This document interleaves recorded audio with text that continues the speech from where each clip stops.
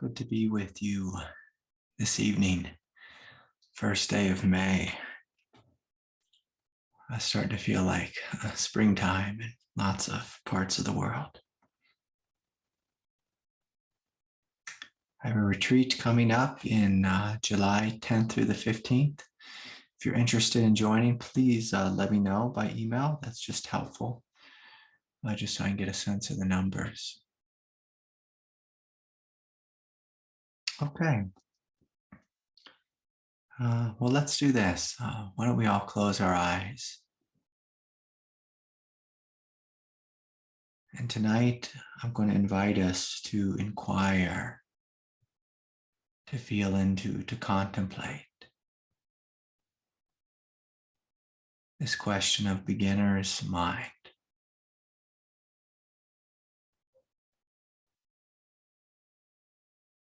So as you feel inside, I invite you to start by relaxing the body deeply and fully. And I want you to imagine relaxing for the first time ever. The first time ever.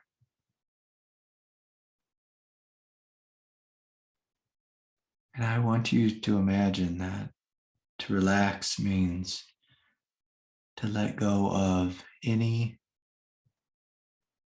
and all walls that you have within your consciousness.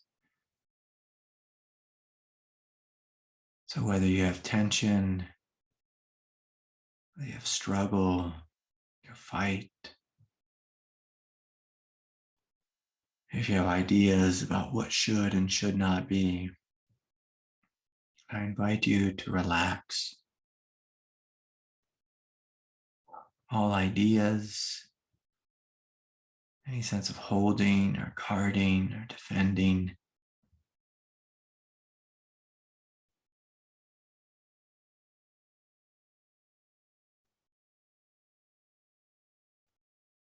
And I invite you to imagine that beginner's mind is like waking up after a long, cold winter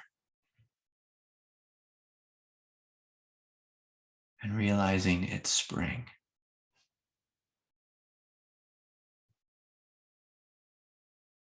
And so we're seeing the world new and fresh,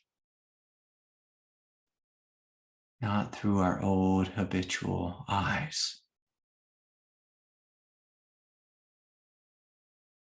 And so as you step into this new, fresh world, I invite the body to relax even further, the mind to spread out and expand, the heart to open and trust.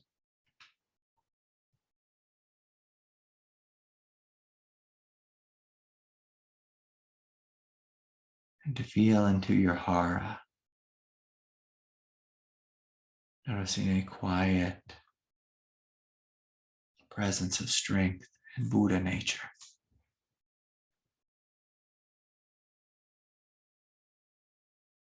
And so from this space of openness, I invite you just to gently reflect.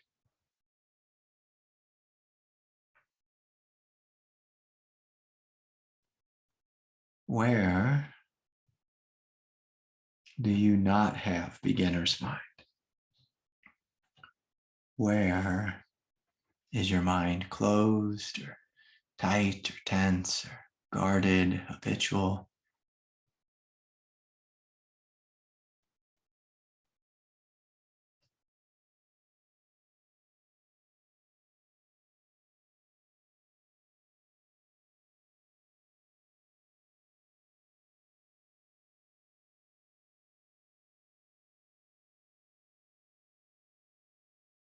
And what is it like when you believe those thoughts? When you unconsciously slide into knowing or guarding, defending when you don't have to.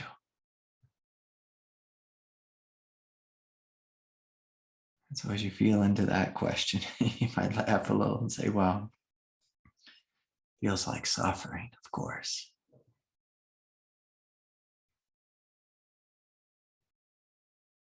And so all the ways, all the places you habitually suffer, whether it's in relationship to your parents or brothers or sisters or partner, or habitually being angry at life or afraid or fearful.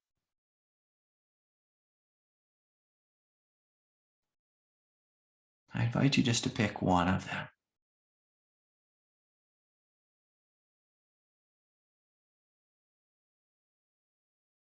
And just to give yourself permission, just to look again at the same situation with beginner's mind. So not the old habitual mind where you already know what you know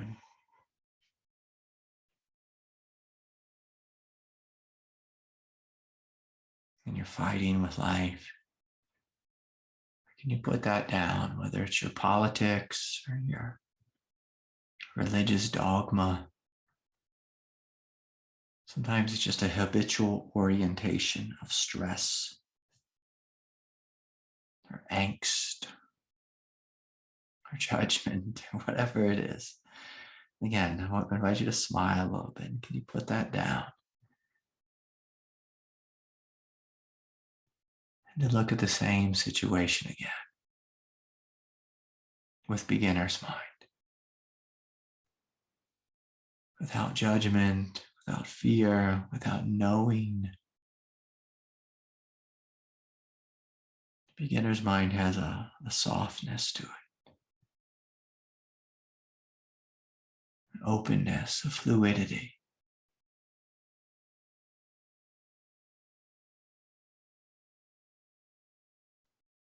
A willingness to not know.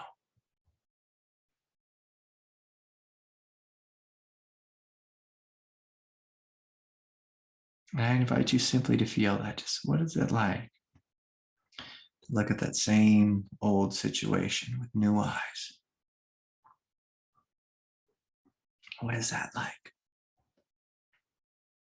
To not have preconceived ideas.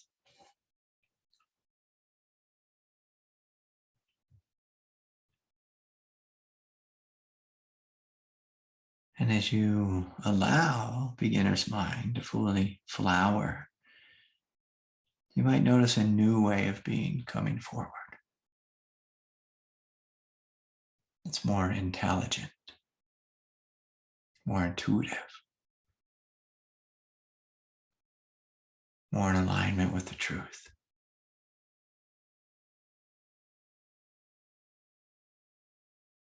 And so, I want to tell you thank you. Thank you for playing along. And so you can open your eyes if you like, you can keep them closed if you like. Yes.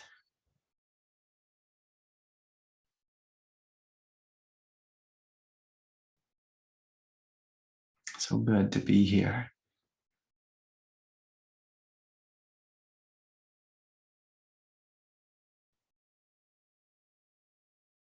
And I've told many of you, or many of you know that I've really struggled with my health this last year, and it's really beat me down physically. And it's been really, really hard and difficult. And when you have like a persistent health condition or persistent difficulty in life, whether it's relationally, whether it's something spiritually,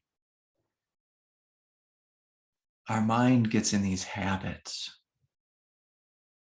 It responds to the situation over and over again the same way. And there's there's like a biological efficiency to this, that the ego says, like, I don't need to think about this anymore. I'm just going to create a habit and just do the same thing over and over again. And then I don't have to use any mental energy, like thinking about how to respond. And because of this, like this type of wiring, or this kind of, it's like an evolutionary and biological force. That's what it is.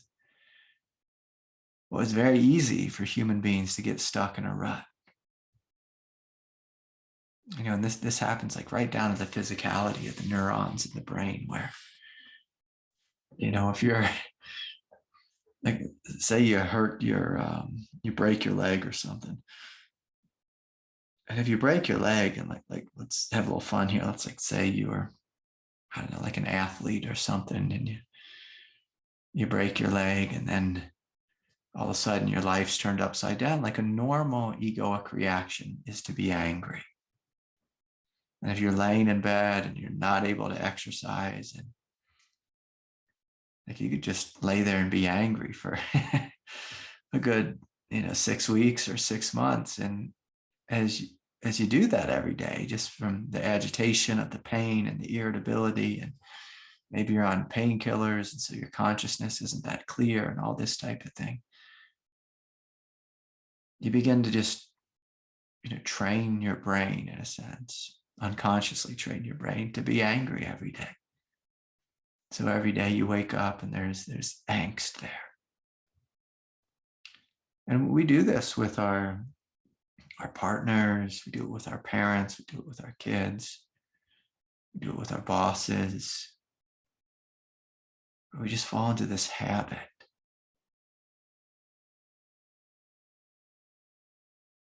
And this habit just repeats itself over and over again. Now, it takes a brave soul to stop and to step into the humility of beginner's mind,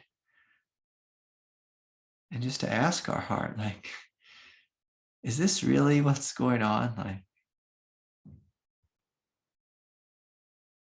Like this view I have toward life, this angry view, or this irritable view, or this disgruntled view, fearful view, or victim view. Like, is this really the truth? And so beginner's mind it arises out of a place of humility, where we're willing to wake up one morning, and before we just jump into habit, we might ask ourselves, like, what do I really want? like, am I an angry person? Like, is that my truth, or is this just a habit? Like, what do I want? Do I want to be happy and free?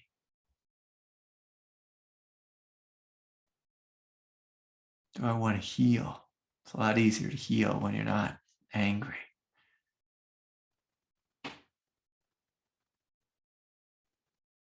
I want to be awake? And if so, like, am I acting as if I were awake?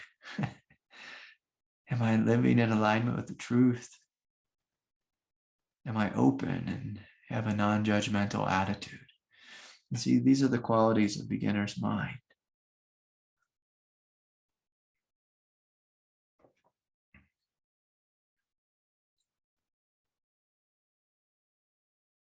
Or do I have these preconceived ideas that because I broke my leg,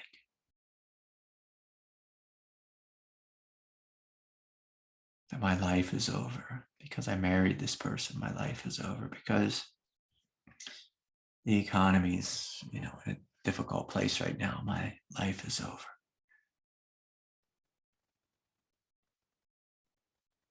Am I willing to look new and fresh at life?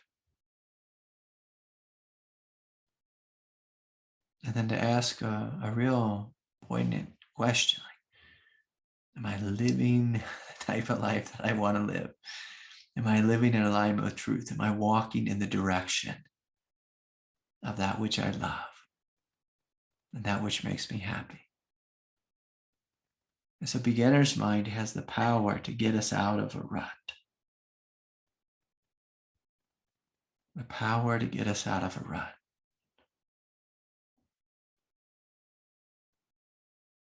But through nature, like the force of nature, like the thing that keeps nature together is the force of habit, of conditioning. But there's also this force of evolution, which helps us to evolve into something greater. And so we always have a choice. Am I going to be on the evolution train or the habit train? The habit train will give you the type of life that your parents had. Just through like the epigenetics of life and just your genes.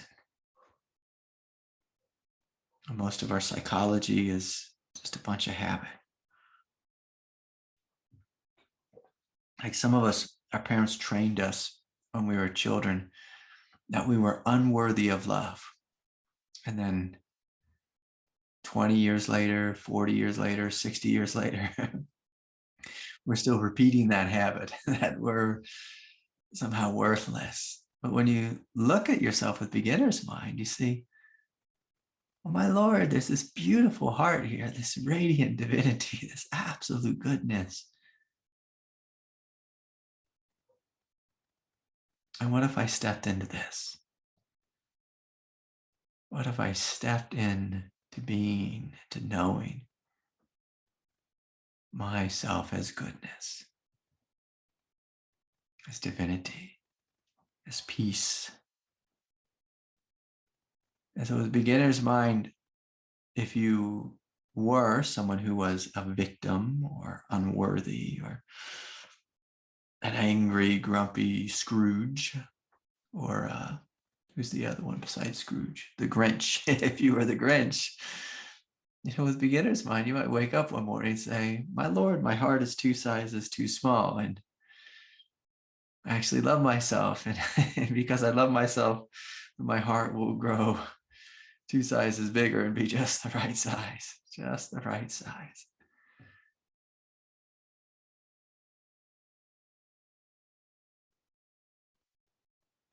And I love the story of the Grinch because it's a story of transformation. This poor old grumpy fella who grew up in an orphanage, hating children and this and that. And one day he looked at a child. He just stopped and he really looked at a child. And that child broke his heart open. And see, that's the energy, that's the power of beginner's mind. Is it breaks your heart open. Open.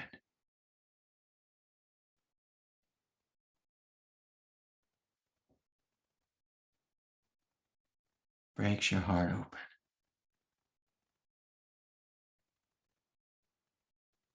And this morning I was laying in bed, and I'm a little bit slow to get out of bed just due to my health. And I was laying there, and I started to dream about going on this mountain bike ride. We have a trail here. We have like 8,000 mountain bike trails where I live. It's ridiculous. I've been here 30 years and haven't been on half of them. There's this trail here, just right across the border in New Mexico, and it circles around an old UFO crash site. It's just like, what an awesome place to ride a mountain bike. And I was just, sitting there kind of like half dreaming about doing that ride today. And kind of visualizing it. Because my mind was really open. I saw this picture of my little girl, and she's been asking me for about 8 months now to go horseback riding. And so I got up and, got a hold of the place. And so we started our day by, me and my little girl going a horseback ride. I mean, it's such a great time. I had such a great time. And I'll say this, just to kind of give a little more story of like beginner's mind. My daughter had never been horseback riding. She just seen pictures of it and she just thought how exciting this would be. And, I told her, and she got so excited. And I got her in the car. And as we're driving there, she started getting nervous and anxious. And she started saying, Daddy, I'm scared. And I said, hey, we're going to try something new. I've ridden some horses before, but she has never. And, she was just started getting really, really scared. And I said, hey, let's be brave. Let's see if we can be courageous. We're going to try some new things. We might like it and we might not.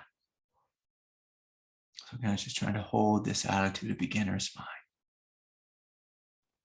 Like, are we willing to try something new, even if it's a little scary? She said, I'm really scared. I said, no, I know, but let's try to be brave.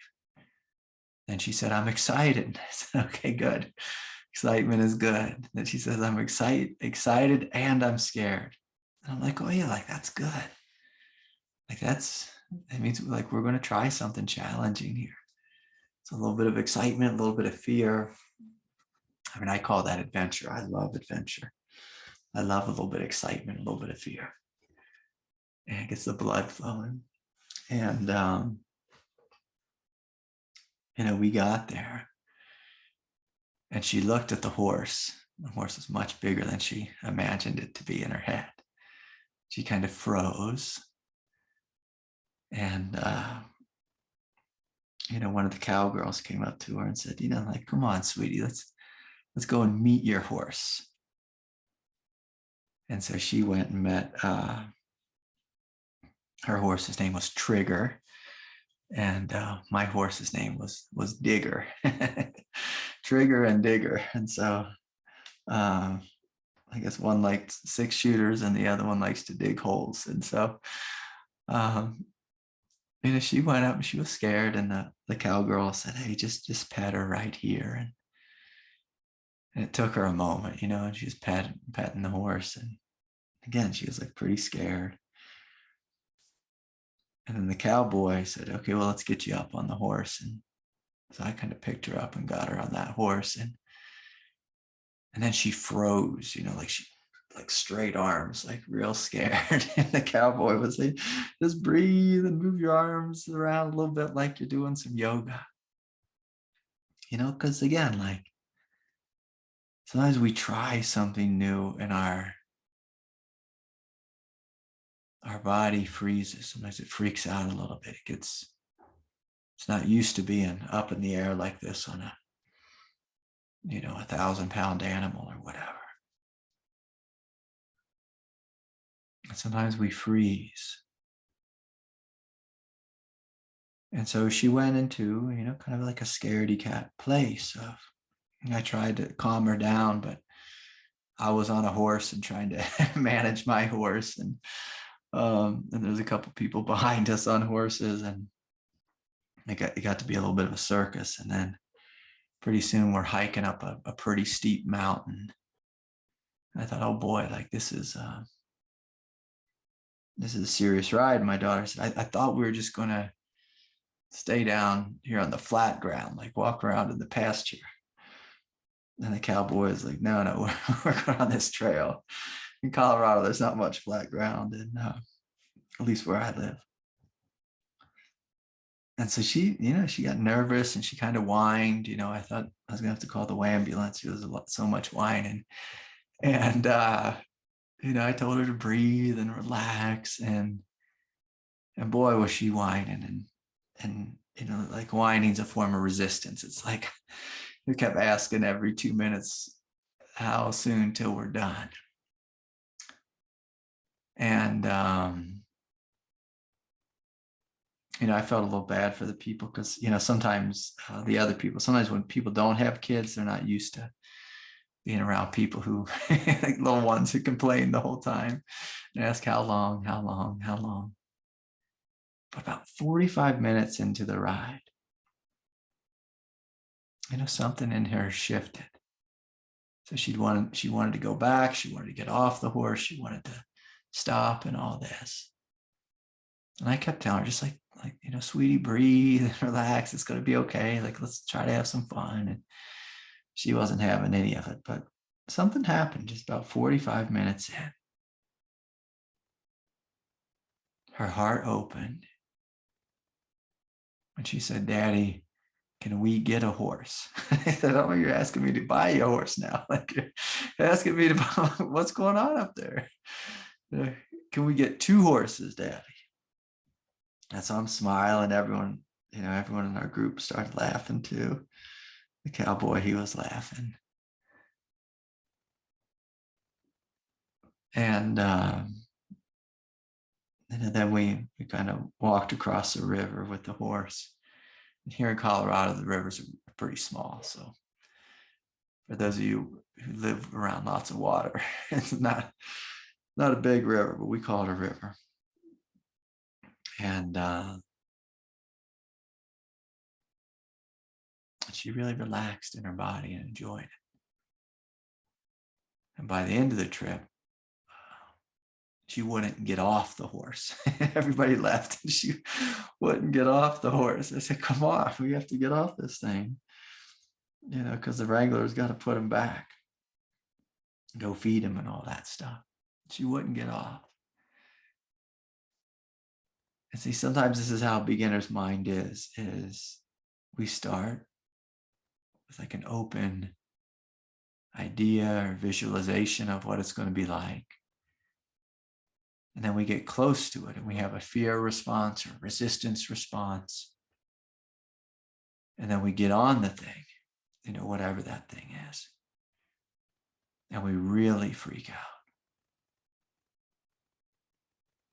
But with beginner's mind, like sometimes it's a willingness just to stay with something.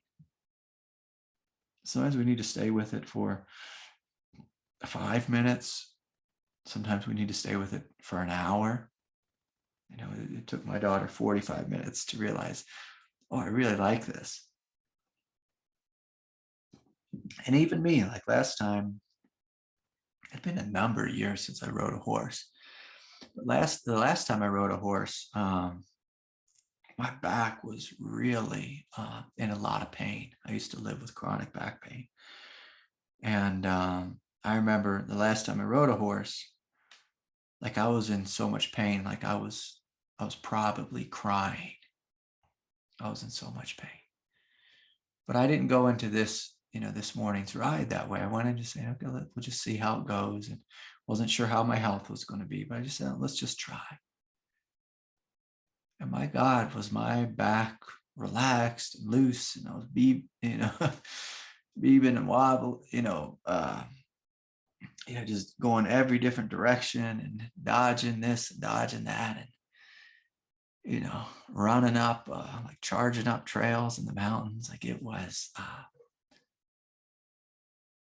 just glorious. Like I was so happy to be on that horse.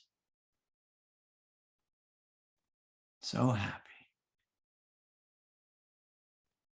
And so we have to be careful. We have to be careful with what our past has been. And making sure we don't project that past onto the future. And we want to make sure we're not just living in fear of the future. That's what my daughter was doing. She got in fear of the future. She wasn't sure about this new experience. And can we step into the experience fully and just see like what is actually happening here? And sometimes with beginner's mind, we have to work with our breath, work with our body, work with those old habits of fear, work with the fight or flight response, work with the freeze response, and talk it all down. And continue to breathe and to open the heart. And with an open heart, you begin to see that it's easy to love just about anything. It's easy to love just about anything.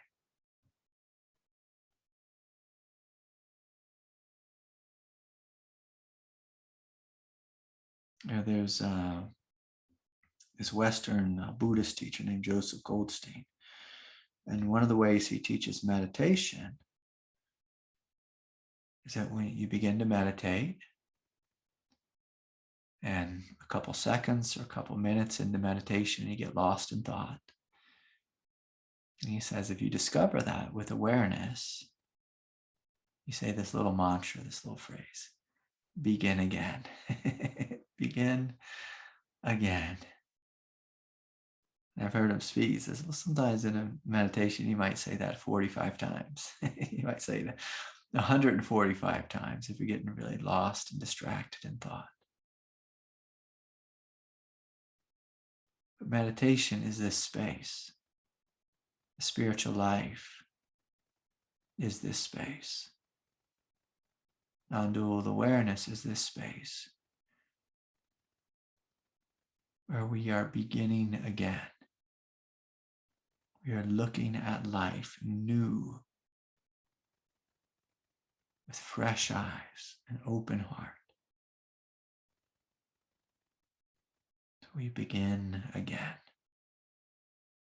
So sometimes, even with beginner's mind, we start with this attitude of beginner's mind. And immediately we drop the ball. Immediately we drop the ball. And so we say, okay, we begin again. We begin again. I love that teaching. You find yourself lost or confused or in fear. And we begin again.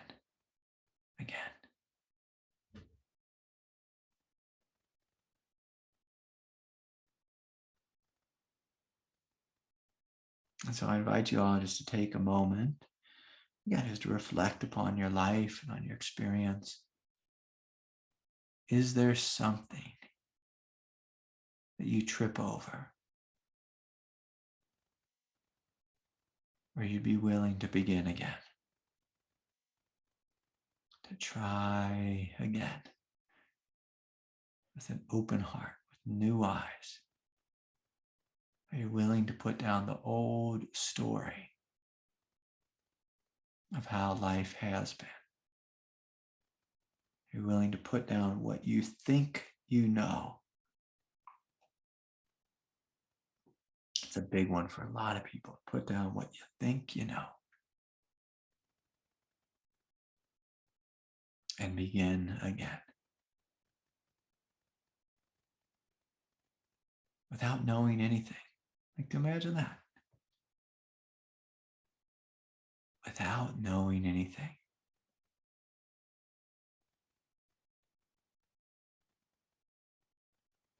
And from this place of innocence, of not knowing, can you let your heart lead you? Let love lead you. Intelligence lead you. Peace lead you.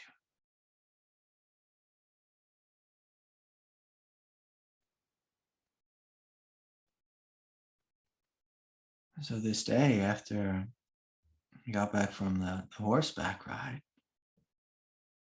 I had a thought that, oh yeah, like I should go lay down because I kind of overdid it a little bit today with the activities. I laid down for a minute. I looked at my experience with beginner's mind and I said, I don't feel bad. I actually feel great.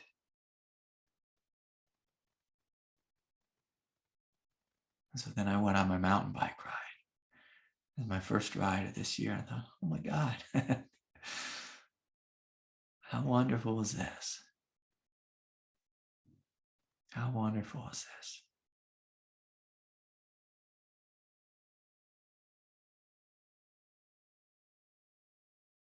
How wonderful is this?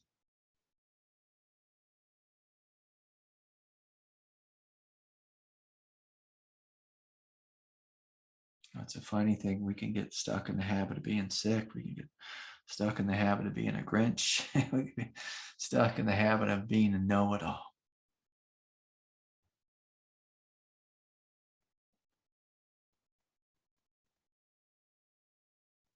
We can be stuck in the habit of being a spiritual seeker. So I just open your eyes and realize, oh, God is here, right here. I don't need to seek God. God is right here. And the beauty of my heart, and the sound of a bird, and the blueness of the sky.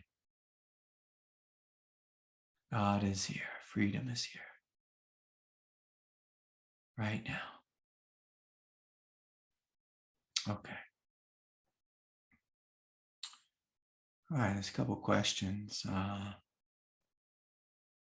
popped up here.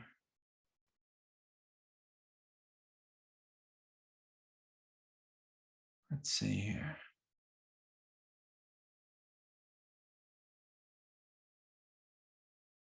I'm looking around the room here.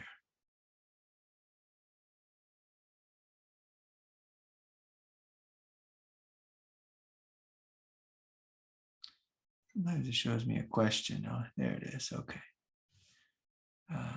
Daniel, let's hear from you. I just asked your question is short, clear, and direct. Please and thank you. Sure. So I recently had a very big beginner's mind experience, which I'm much more open to given this awakening process that I've been going through. Yeah. For most of my adult life, I thought that I was gay. And past couple of years, probably when the awakening process started, I realized, oh, I think I'm more interested in women for some reason. Like, what's this all about? Yeah. And I totally fell for this person, this woman that I just connected with really well. And it was like this really intense connection for like a month. And, we were going on dates and hanging out. And then it just kind of, I think it ended. It basically ended. It sort of ended. And it was really hard for me because I'd always had such a closed heart. Yeah. And it forced me to it forced it open. Yeah. And so I think the biggest thing right now is confusion of why did the universe have that for me? Yeah. Yeah, I think that's it. Yeah. Yeah. Boy, that's a great question. One of the things about our human mind, our egoic mind, is it has this idea of how God should operate, how life should operate, how life should be. And I'll be a little blunt here, but basically your mind's conclusion about reality and how reality should work, like your mind's conclusion was wrong. And I hate to be so rude about it or so blunt about it, but one of the things that God was showing you was, one, your heart's not meant to be closed, because when your heart is open, it feels really good. So God's showing you your heart's not meant to be closed. The ego associates the opening of the heart, with this woman.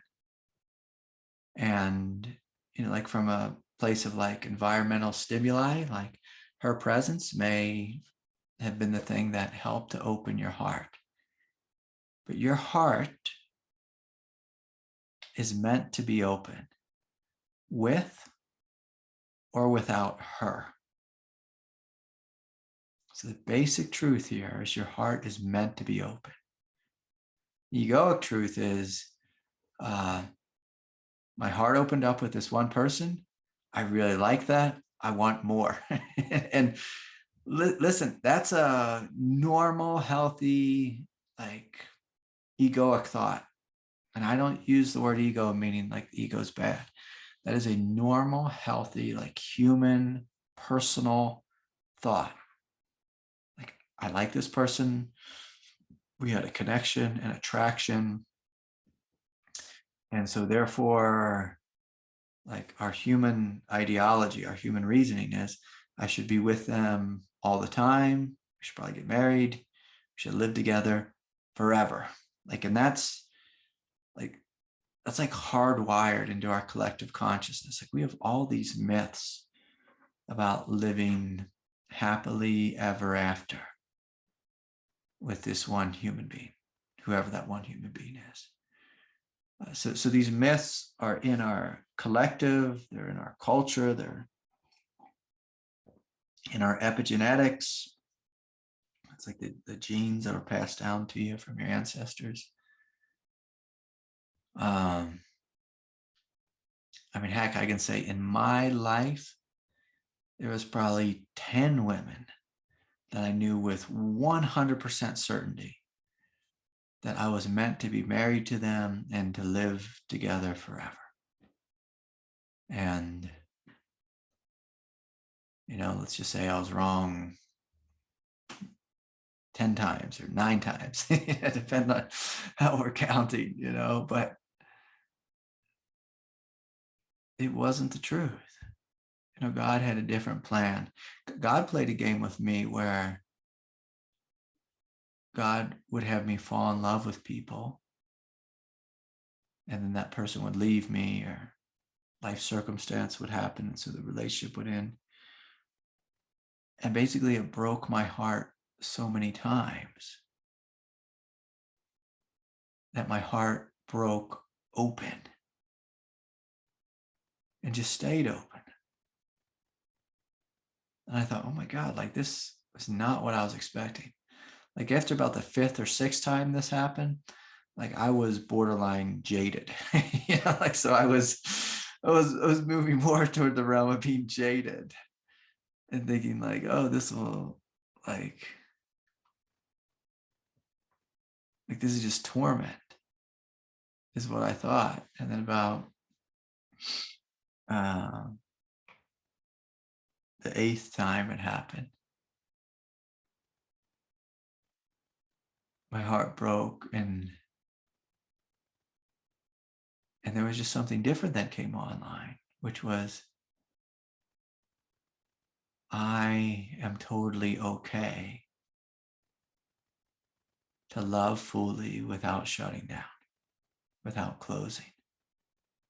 In fact, I realized not only am I totally okay, like, oh, this is the game. The ego's game is, it's all about one person. Like, it's all about one person. That's the ego's game. When my heart broke open, what I first discovered was, like, I need to love myself first fully. Like, I need to love myself the way I'm asking this other person to love me. Let me make sure I said that properly. I need to love myself the way I'm demanding the other person to love me. Like, whatever it is I think they're doing for me, and then they took it away. Like, what if I just did that to myself? Where I love me fully and completely, and I never abandoned me. And when I started kind of getting into that, when that started to unfold, I realized the more I love myself, the more I love everyone and everything. the more I find goodness within me, divinity within me, like see myself as good and worthy of love, and like literally the object of my love, instead of it being the other person. But there's just something that shifted where I just started to love myself so intensely. And it was really through seeing myself. And like you started this conversation in a sense by saying like you saw yourself one way for a long time, and then you started to see this other thing. So like that is an act of love. You seeing you, you listening to you, you honoring you. To not just being the creature of habit saying I'm this one way. You say, oh no, like it seems like there's something else here. So just through the willingness to listen to that. And I'm not saying one is right and the other is wrong. So I don't want to go there in that like a dualistic way, but just the willingness to listen to yourself. Like that's a radical act of love. And so more and more as you listen to yourself, you love yourself. And as you love yourself fully, what you find is like, yeah, sometimes relationships don't work out. But through you loving you, you become love. You become the experience of love. When the experience of love is based upon another person, we become powerless. Because at any moment, they could, let's have some fun. At any moment, they could hop on Tinder, find someone else more handsome, beautiful, more wealthy, or whatever people are into, more spiritual. So when love is based upon like one other human being, it's just dangerous. It's in fact, I'll even take it a step further and say God engineers it that person, whoever that person is, will let you down. They are supposed to let you down. And the beautiful thing about them letting you down is it destroys the myth in your head that one person can save me. It destroys the myth in your head that love is outside of you. And only after you have your heart broken a number of times you realize, oh, like, do the other people have the love, or do I have the love? Or like do we have to be together for me to love? Like, is that how that works? God, that's really shallow love or flighty love or not consistent love. It was dependent upon another. And again, just like wired into like life here on planet Earth, like even if we do like get married to that one person and we're together forever and ever, like at some point forever and ever ends because one of those two people is going to die first. It'd be rare for both of them to die together, but one or two of them would die first. And then it's like, oh my God, I'm 86 years old and here I am alone in the nursing home. My partner's dead. This isn't fair. But when you discover it really young and you outlive that broken heart and you choose to love again, then love has this, we begin to realize that like true love has a quality of courage with it. We think of true love as being in love with one person. True love is not just some romantic thing. True love is a love that's stable, a love that's strong, a love that's consistent, a love that doesn't come and go. That's what true love is. And through having your heart broken, you discover true love. Yeah, then I got to teach you that in a fairy tale, but you discover true love. And with true love, it's just consistent. It's here all the time. And in this crazy way that nobody realizes is when you discover true love within yourself, you actually will love others much more deeply than you had been able to in the past. because there's no like attachment there and clinginess and codependency and this and that. There's just absolute freedom to love deeply. Whereas most people love conditionally. It's like, I love you if you're kind to me, if you stay with me. I'm not going to love you if you're mean to me. I want to shut down. I want to stop loving you. But when you love yourself fully and you know that what you are, that your presence is love, there's a different type of non-dual awakening than like realizing oneself as spacious peace. When you realize yourself as love, and love rooted in strength, like in the Hara, this is like an immense love. An immense love that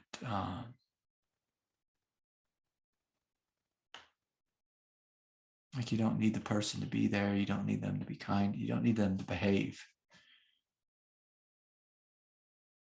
You just love them. And so this is more like the type of love that people experience with their children. And you just love the kids fully. Whether they do what you want or not, or whether they hate you or not, whether they're teenagers or not, like you just love them. You love them so much to give them freedom and let them grow and develop and make mistakes and hurt you and all those types of things. People don't think of this type of love so much with a partner. But it all starts with you loving you first, you seeing you first, you knowing you first. This is a great question of, like, is love dependent upon another? And I'll say a couple more things just because it's kind of a fun subject. I always feel like one of those, I don't really, but I imagine myself as one of those people who gives out relationship advice, the newspaper. The more you love yourself, like, so there's a funny game that God plays. The more you love yourself, like to the degree that you love yourself is to the same degree that the universe will attract someone to you who loves you that deeply. But the more you like don't love yourself and want someone else to love you, the more life is going to send you like kind of like a shallow person. And I don't mean that in a mean way, but I'm kind of blanking out on a better word than shallow. Just the relation, so life will reflect it. So the more you love yourself, the more you see yourself and know yourself and accept yourself, the more you're going to attract someone who will do those same things to you. It's just this kind of funny dance in life where life reflects life. And if there's insecurity and clinginess in you and codependency, we attract that type of person. And those type of people, which is most everyone, but I don't mean that rudely, but those type of people tend to be flighty and they get upset and then they run away and they're fearful and they're afraid of love. And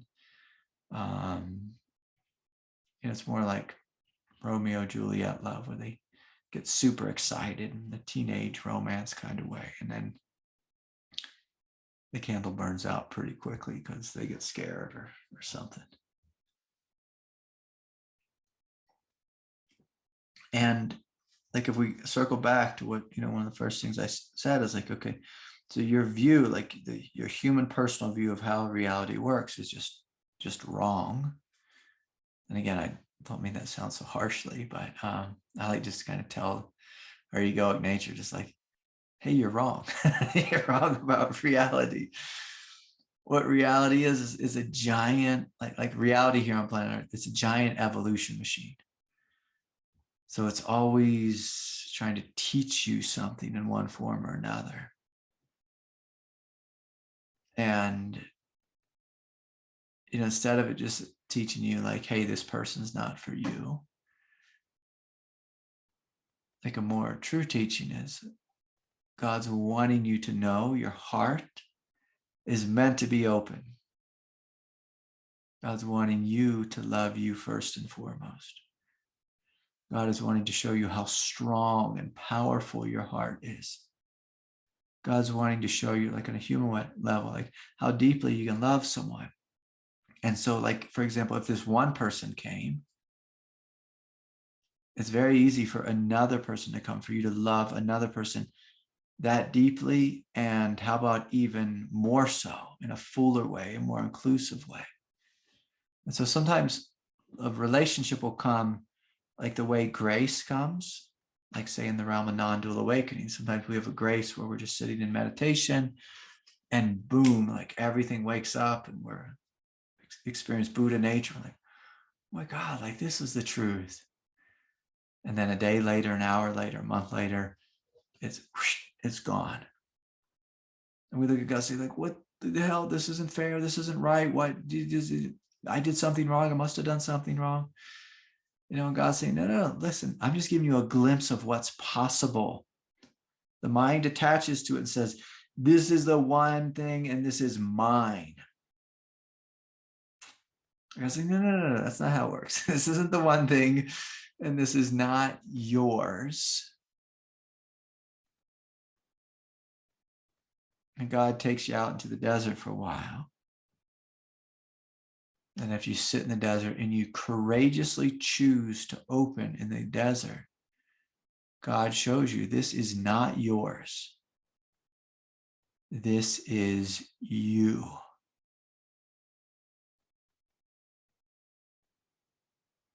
And so this is yours or this is mine versus this is you are two radically different realizations. One's an egoic realization, like this mine. Like that's, of course, isn't the truth. But this is you. Like you are love. You are love. He goes, no, I need the person over there. I need them to come back here for me to be love. God says, no. You are love. With or without that one. I want you to know this because this is permanent. The other, well, that thing comes and goes.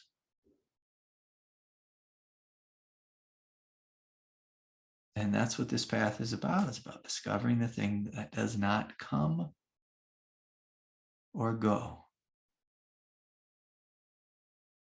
To discover that you are love.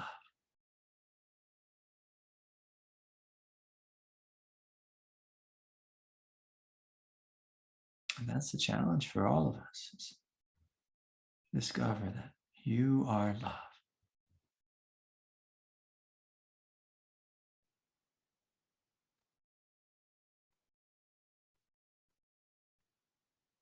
And can we know this?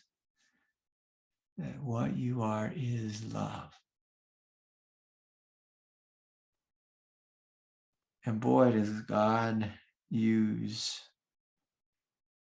romance and attraction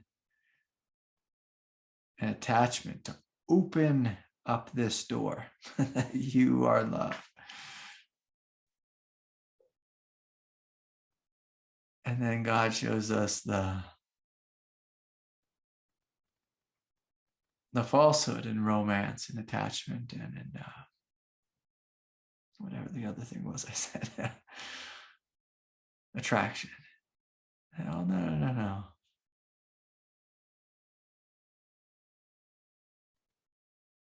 That this love is what you are. Like,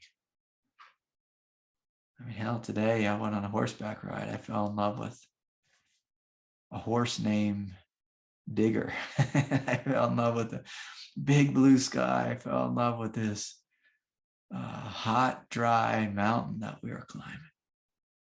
I fell in love with the trees and this little river. I fell in love with my sweet little daughter and the cowboy leading us around. I fell in love with just the experience of intimacy with, bobbing and weaving on a horse. It was being at one with a horse.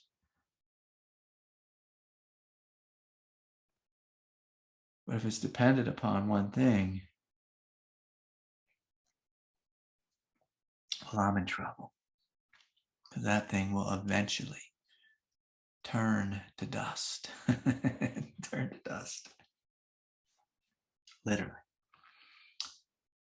Okay. Daniel, so nice to have you. So nice to have you, my friend. Yeah. Yeah, welcome. I think it's the first time we spoke, right? Well, second. Okay. Well, good to see you again. Good to see you.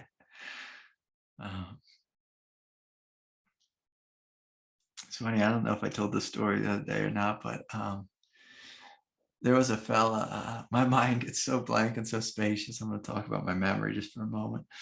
But there was a fella, like a neighbor of mine, and he actually worked for me like a couple different times, a couple different ways, just doing some odd jobs, painting and some labor work and this and that. And so we'd probably spent, a good chunk of time together, let's say just like a couple weeks at least, hanging out and working together. And I went to this restaurant the other day and he opened the door for me and he said hi and, smiled at me. And I looked at him and said, like, I don't know who this guy is. Does this guy say my name? Like, I don't know who this guy is. And I went inside and I got something to eat for my daughter and I came out. I was driving down the road and I was like, oh, that was that one guy, It's just, it is so bad what God has done to my mind. So I apologize. I apologize.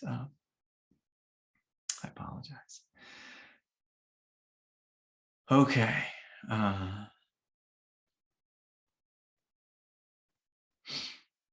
All right. I got this really long question from Luke. Luke, this is what I'm going to tell you about your question. Luke wrote a bunch of paragraphs here. And, basically it has to do with non-dual awakening. I'm going to see if I can reduce it down to like a one sentence question here. Let me say this just to start off with. If ever we have a question we're struggling with, and we are taking paragraphs to explain it, there's a basic reflection I can give, just like right out of the gates, is that you're in your head in relationship to this question. And please, Luke, don't take this personally. Everyone does this. I've been trying to kind of drill this into people for many years, is that we all play this game where we're in our head and we think about something from like 10 different angles and perspectives and have all this language, and then we have dogma around it. And sometimes people get really upset with me because I don't let them explain to me the whole thing.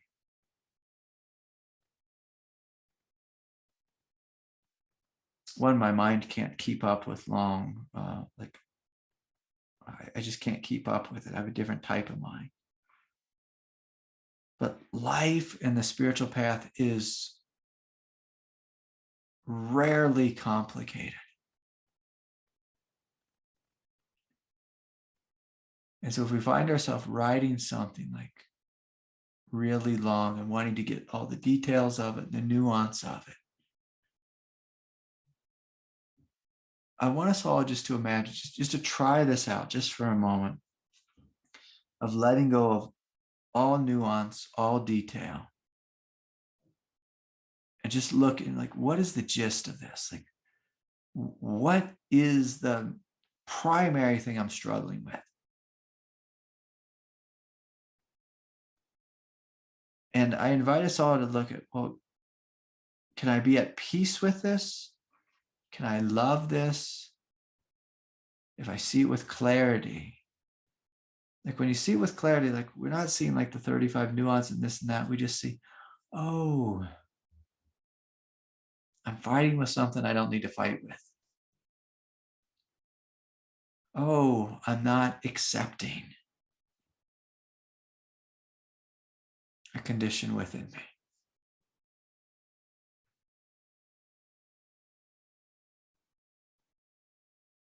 Like if we're needing to explain all these details, it's like the mind creates a whole world around detail. Like a whole fabrication. I can remember I'd do this with my teacher. I'd say, he'd say, okay, like, Craig, what's on your mind? And I begin to start, and he'd just stop me like that. He'd just be like, stop.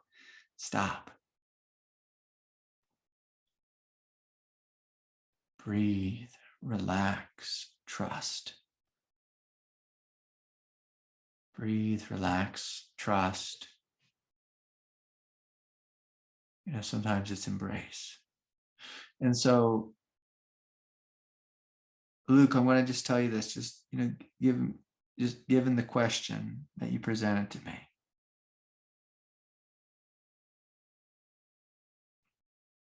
Like you answered your own question in the end. You said, help me become more aware of, understand, and fall in love with these qualities occurring in me right now.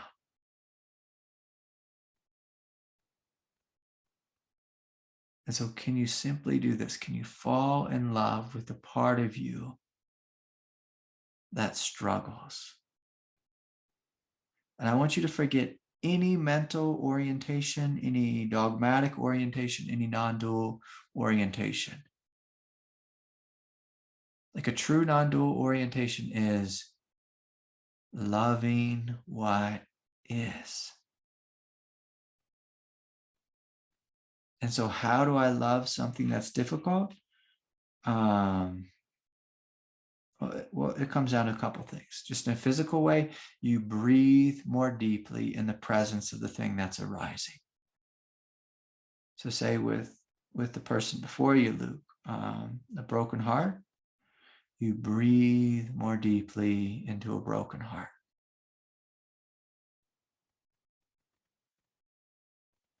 You breathe more deeply into a broken heart. Now, when we have OCD stuff, say, for example, an OCD thing is OCD arises out of fear and trying to control.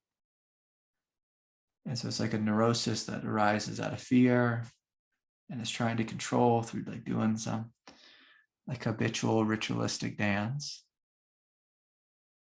And so can I love the parts of me that are afraid and are trying to control?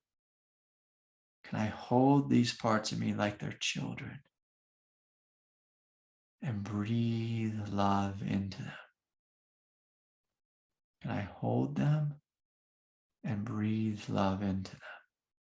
To no thinking about them, no transcending them, no like you try mindfulness awareness with these things, but mindfulness awareness doesn't heal, especially when something is like deeply chronic. What heals is love and compassion.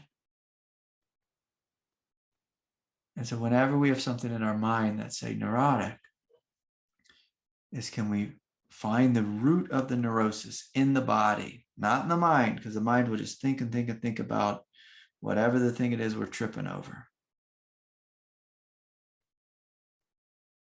Like, again, just to use the previous example of a broken heart, is the mind will think about, why did this happen? This isn't fair. This isn't right. This shouldn't be happening.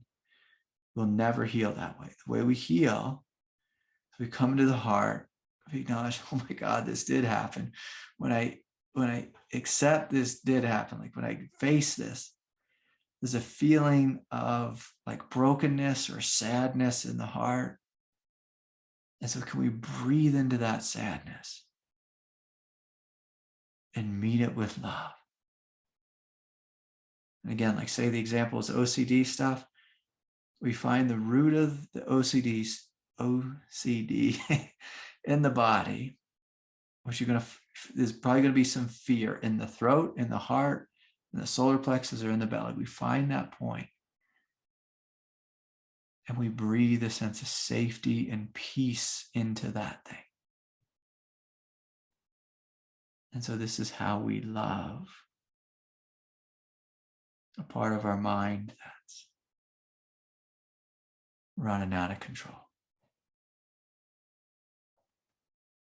The mind's always trying to figure, it's always trying to sort, it's always trying to control. And you don't heal through rationality or figuring or sorting, you heal through love. Okay. All right. So looking at the time, there's a couple more questions here. I just asked that they are short, clear, and direct.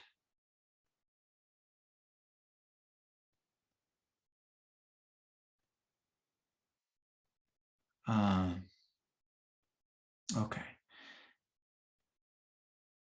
Let's see. Let's hear from Aaron. Aaron, are you here?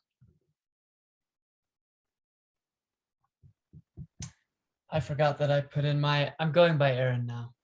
Okay, I can do that. It says Aaron, I can do Aaron. Yeah, that's right. Aaron means light. It means light, doesn't it? Does it? I don't know.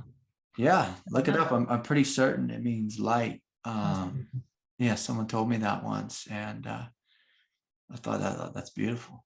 Yeah, it's my middle name actually. It's my middle name. Yeah. Yeah. Beautiful.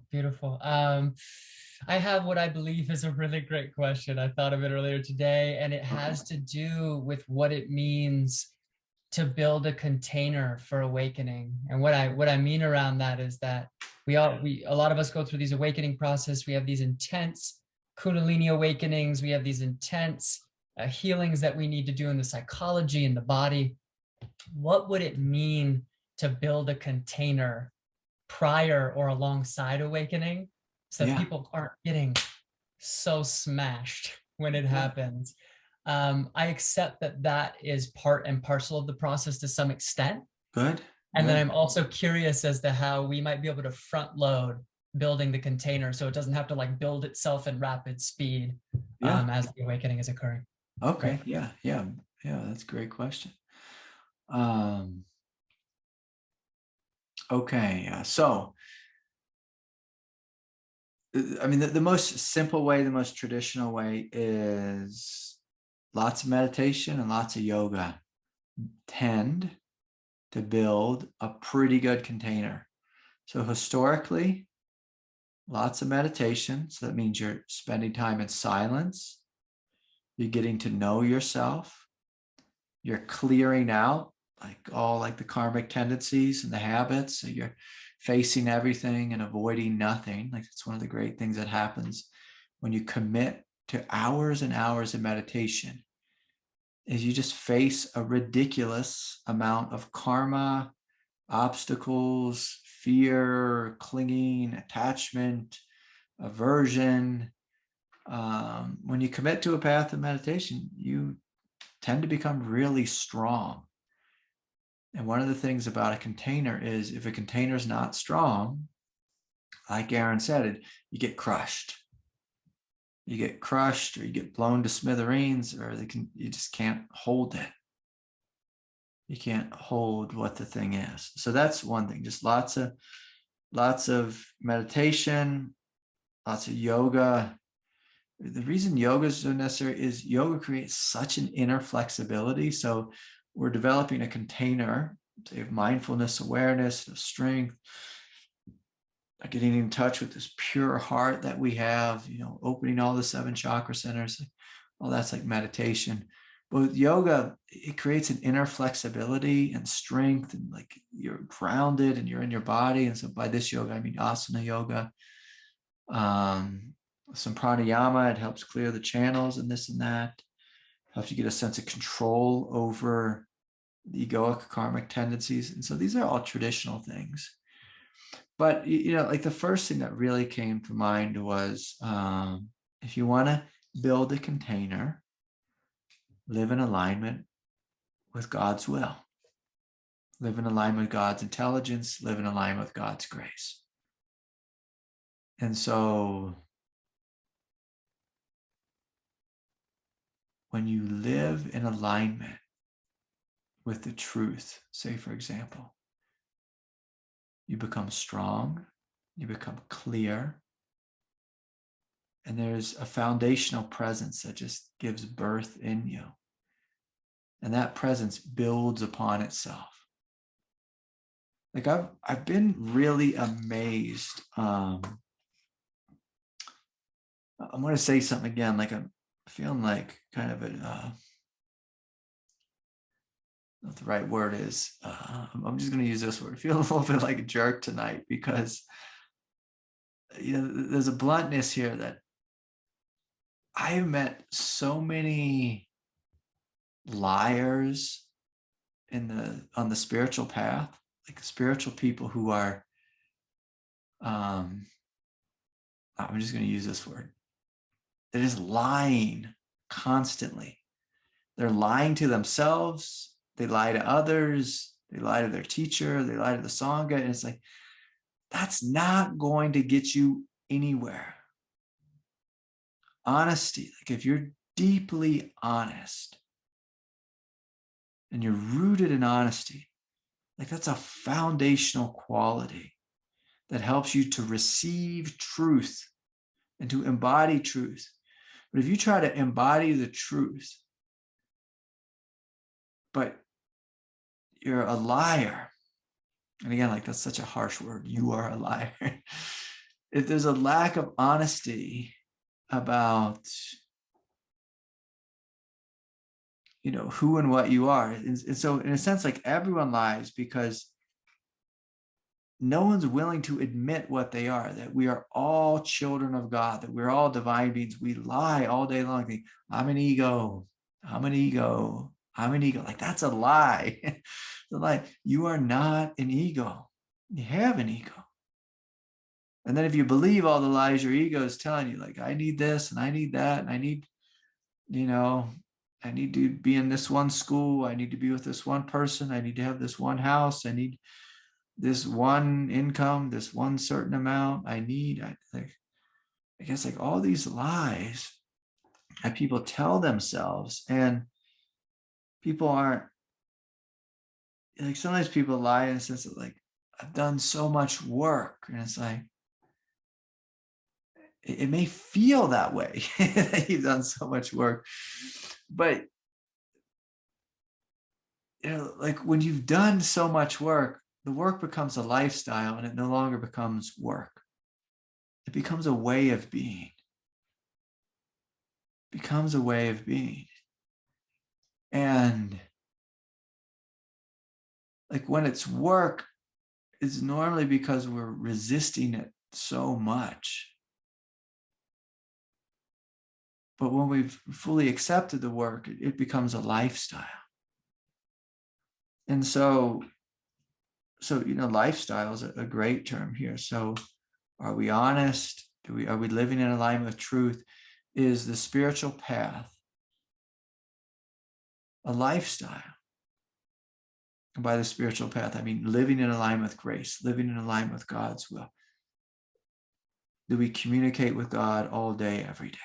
Like, is this a lifestyle? Or is it a hobby? Like it's really hard to build this container as a hobby. Like if we truly want to be awake, like the spiritual path is not a hobby. It is not a lifestyle. It is your life. So your life and God's life, one life.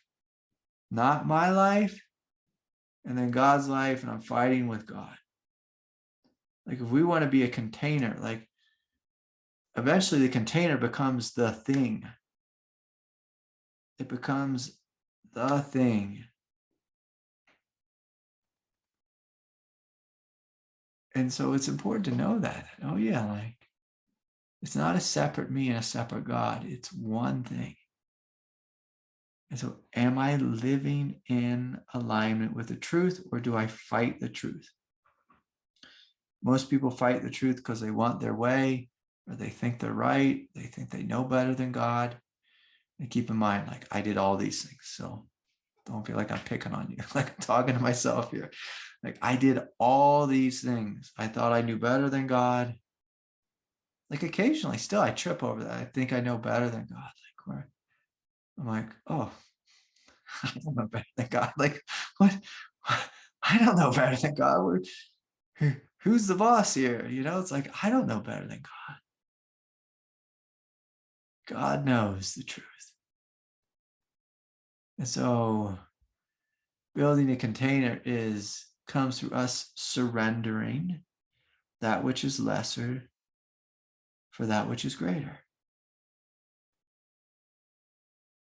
And so again, like, if we're just be real, like, stupid simple, lots of yoga, lots of meditation, and just a question, just a basic question. Am I living in alignment with God? Am I living in alignment with the truth? What am I resisting? And I can say this, like, in my life, I have built a lot of things. It's like all kinds of things I've built. I was counting the buildings one day on my teacher's land. I was like, how many buildings have we built? Just a ridiculous amount of buildings. A lot of them just really little. You know, sometimes just I built so many barns on the building. It was just ridiculous on the building, on the property, on the land. And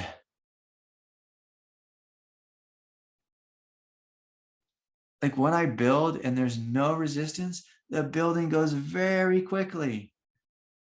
But if I'm trying to build something and I'm resistant, oh my Lord, it's a disaster. It's like I'm carrying a bag of concrete on my back. And I'm just like walking around with concrete on my back. And so if we want to build a container, we have to really look, like, am I resisting the thing I'm building? And a lot of times, unfortunately, the answer is yes. Because our ego might say, well, I'd rather be sitting on the couch eating chocolate cake. I'd rather be chasing this thing or that thing. I'd rather have a little something sweet, whatever it is. And you know, there's something that just came.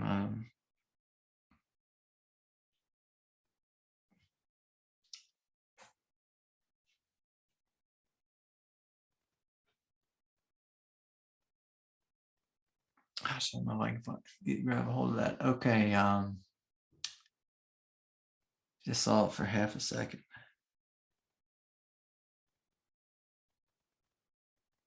Oh yeah, and so when we're to build a container, we have to know how to listen. And so, like, the young student on the path who's just going to take like that first bit of advice. Okay, I need to do 10 hours of meditation a day and 3 hours of yoga or whatever. That's what I'm going to do. I'm going to do lots of that with lots of willpower and some great gusto and this and that. And that's what I did. But you know, a little bit further on down the path, I realized I have to listen. And God will tell me clearly, like, which building block goes where in this container. So Craig, ease up on, you know, like the formal meditation might be like the thing I hear. And can you be open and awake in reality?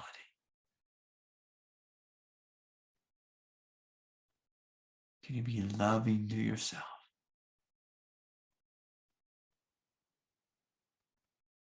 Again, like this question of honesty, like, are you being honest? Are you fighting me? It's like, oh yeah, I'm fighting you, God. I'm so sorry, I'm fighting. I thought I knew better.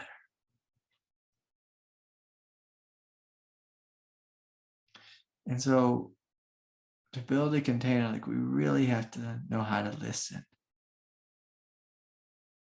to what God is instructing you to do.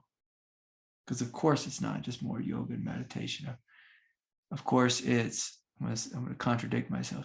It's very specific and it's nuanced, and there's these details that you must listen to. See, we must listen to God's details,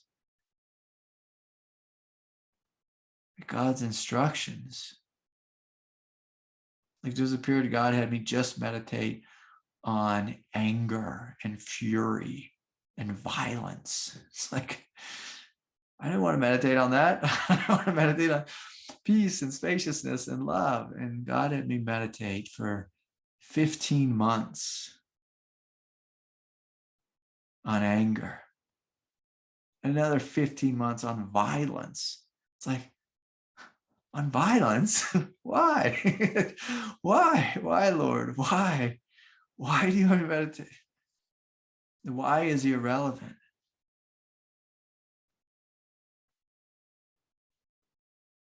Why is irrelevant? Can you meditate upon violence? Really? Okay.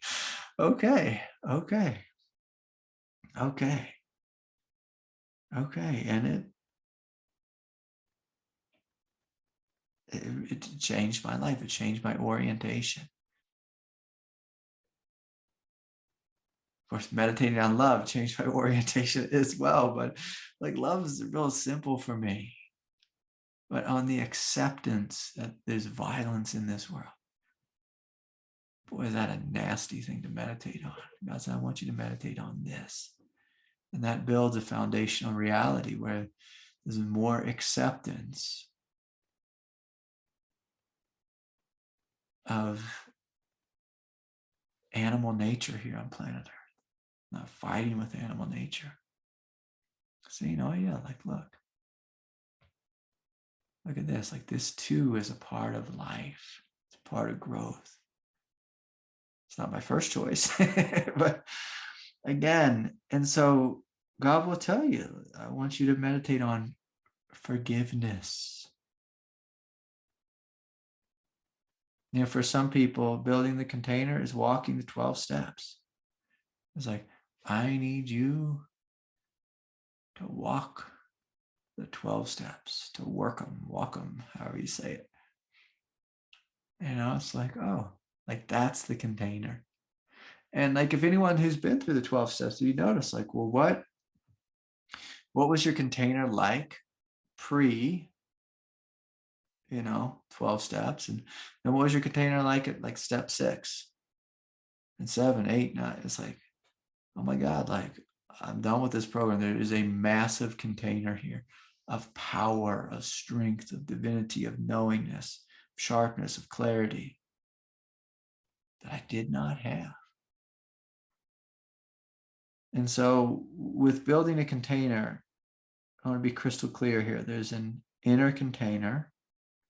We're doing like all the inner work. And then there's also the outer work. And if we try to do one or the other, we'll find ourselves really lopsided on the path. And so this container is both inaction and action in the world. It's in the world and not in the world. It's both. It's both. And so people tend to get like a lot of shadows around the container. Like normally the young meditator really focuses heavily on control, like mind control and renunciation. Like that's where I went first, is just renunciation, control the body, control the senses, the sense pleasures. That's a fun one. Control of the sense pleasures, and non-attachment, equanimity, all that. And again, like those are great things, but tends to be too much emphasis on control. And then the container becomes so darn rigid. We don't know how to listen. We just think it's all about will and effort. And so anyways, beautiful question. Oh my Lord. Didn't realize the time. So I'm going to invite us all just to close our eyes just before we're done.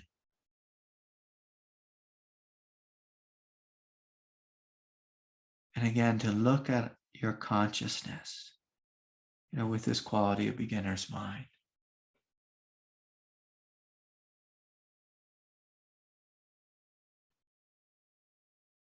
To soften around your humanity, to soften around what you think you know.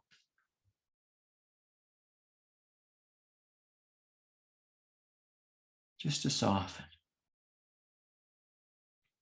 And to see out of this soft place if any greater truth comes forward for you. A truth that will be helpful for you to follow now. Truth for you to follow this week. A truth for you to focus on. What's the thing for you? When you look with a clear, open, and innocent heart. And can you give your life to the realization of this? So much love to each and every one of you. We'll see you all next time. Good night, everyone. Thank you all for your generosity, support. Thank you.